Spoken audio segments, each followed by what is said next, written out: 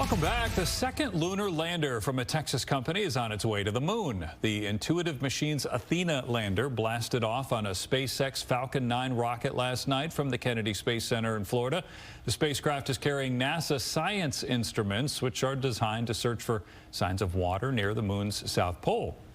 The company's first lunar lander tipped over when it landed last year, but it was still viewed as a success since the instruments still worked.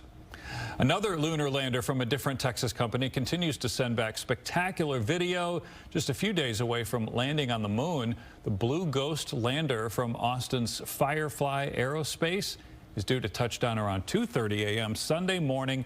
Yesterday, it sent back some new video as it orbits the moon. It's taking 10 scientific experiments and technology demonstrations to support future human exploration of the moon. Can't take a bad shot up there. Bad picture. Really though. Yeah. Beautiful. Yeah. Beautiful. The technology too, allowing for like a clear picture such as that is pretty incredible. Yeah. It's amazing what they can do now. Yeah. Yeah.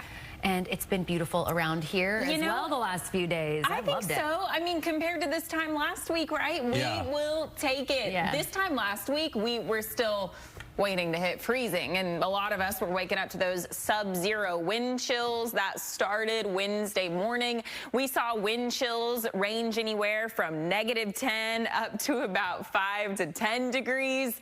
That was kind of rough. This time last week, still waiting to hit the freezing mark. We finally did hit freezing last Friday and gradually climbed through the weekend. And yes, you are seeing that correctly. We topped out in the low 80s yesterday, out ahead of that front that dropped in yesterday afternoon, yesterday evening, eventually heading to the south through the overnight hours. That front will bring a little bit of a dip in our high temperatures today, with most of us climbing into the upper 60s this afternoon. Our satellite and radar, I have this on loop over the last 6 hours to show you just how fast those showers and storms, a few of them kind of noisy at times, developed late last night into early this morning. So you saw them develop across northwestern parts of the Metroplex, tracking to the south and east, weakening as they did so, but still a couple of stronger storms did pack a punch. We saw some pea-sized hail embedded within the strongest cells, as well as some lightning and brief heavy rain. Nothing crazy, because we were on the cool side of that front. Speaking of the cool side of the front, most of us down into the upper 40s and low 50s this morning as clouds have stayed put, but we're already starting to see those clouds clear out.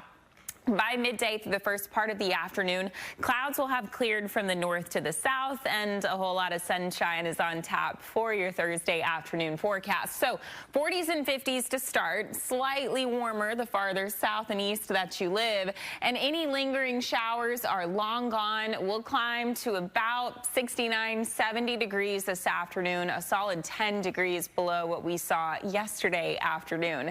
Those clouds eventually clearing for the rest of North Texas. Mostly clear skies tonight allows us to fall back into the 40s to start off your Friday before we climb into the low to mid 70s. Tomorrow, pick day of the week with lighter winds and a whole lot of sunshine, that dry air remaining, but with the spring-like 70s, spring-like storm chances also make a return. Two separate storms to talk about. The first looks to arrive Sunday afternoon, Sunday evening. The second one on its heels looks to arrive Tuesday through the first part of the day. That second storm will drag with it an attending front, and that'll bring high temperatures more seasonable for early March back to the forecast on Wednesday. So your forewarned 7-day forecast.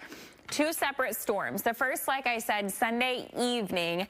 A couple of stronger storms could produce some small hail and gusty winds, and then again Tuesday morning through about midday before we clear out by Wednesday.